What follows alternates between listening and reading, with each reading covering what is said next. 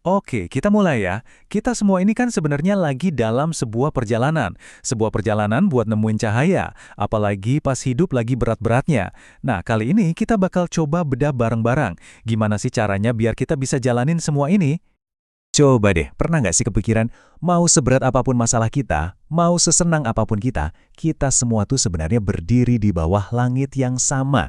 Metafora ini dalam banget loh. Artinya apa? Ya artinya, suka duka itu emang udah jadi bagian dari pengalaman kita semua sebagai manusia.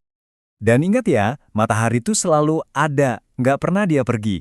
Kalaupun nggak kelihatan, itu cuma karena ketutupan awan. Nah, awan mendung ini bukan berarti cahayanya hilang selamanya. Anggap aja ini kayak tombol pause, momen buat kita tarik nafas, diam sejenak, merenung, dan justru disitulah kadang kita nemuin kekuatan baru. Oke, kita masuk bagian pertama. Kita akan dalemin ide ini, langit yang sama. Terus, gimana sih cara kerja perjalanan ini? Apa semuanya acak? Ternyata enggak. Ada semacam hukum keseimbangan yang ngatur semuanya, yang bikin ada pasang dan surut dalam hidup kita. Nah, konsep ini dikenal sebagai sunnatullah. Gampangnya gini deh, ini tuh kayak hukum alam semesta yang bikin semua di alam semesta ini seimbang dan teratur. Nggak ada yang kebetulan. Sama kayak musim yang selalu berganti, semua udah ada takaran dan waktunya masing-masing. Presisi banget. Dan buktinya ada di mana-mana kan? Lihat aja, ada siang, ya pasti ada malam. Ada kemudahan, pasti bakal ada juga ujian. Ini bukan buat diadu loh, keduanya itu kayak dua sisi mata uang yang sama, udah satu paket, bagian alami dari hidup. Nah, ini ada kutipan yang keren banget yang benar-benar bisa ngubah cara pandang kita. Sesungguhnya, bersama kesulitan ada kemudahan. Perhatiin deh kata kuncinya, bersama, bukan setelah. Artinya apa? Artinya, di dalam masalah yang paling pelik sekalipun, itu sebenarnya udah ada benih-benih solusi atau kekuatan. Tinggal kita mau nyari atau enggak. Oke, pertanyaannya sekarang, kalau hidup emang kayak roller coaster gini, ada naik turunnya, terus gimana dong cara kita ngejalaninnya? Nah, ternyata cuma ada dua kunci utama. Dua kunci ini bisa jadi pegangan kita. Formulanya simple banget, tapi wow, kuatnya luar biasa. Kunci pertama, pas lagi enak, lagi dikasih kemudahan, kuncinya adalah syukur. Kunci kedua, pas lagi susah, lagi diuji, kuncinya adalah sabar.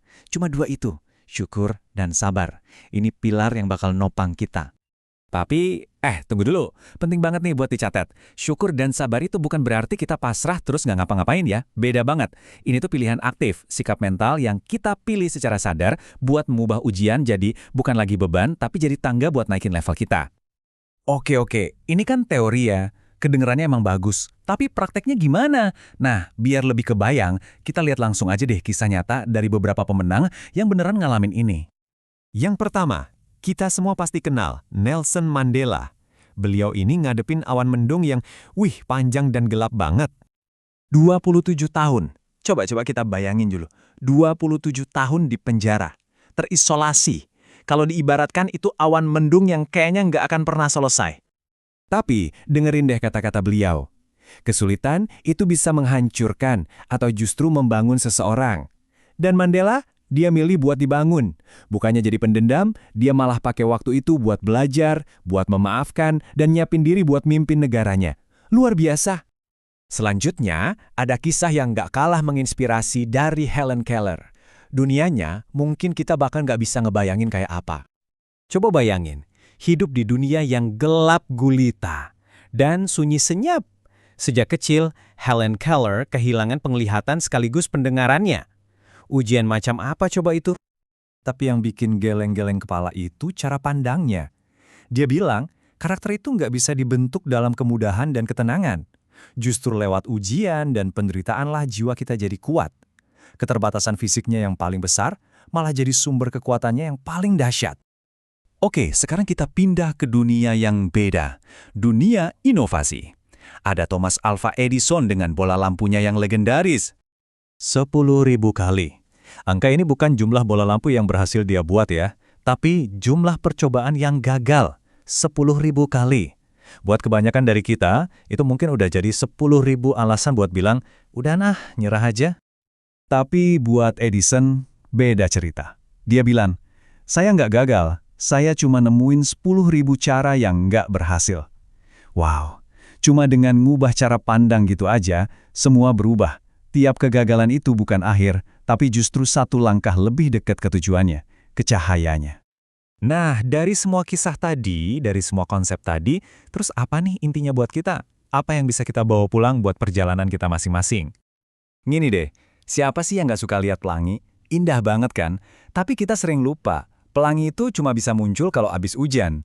Jangan-jangan keindahan terbesar dalam hidup kita juga gitu. Baru muncul setelah kita lewatin badai ujiannya. Jadi, coba sekarang kita tanya ke diri sendiri.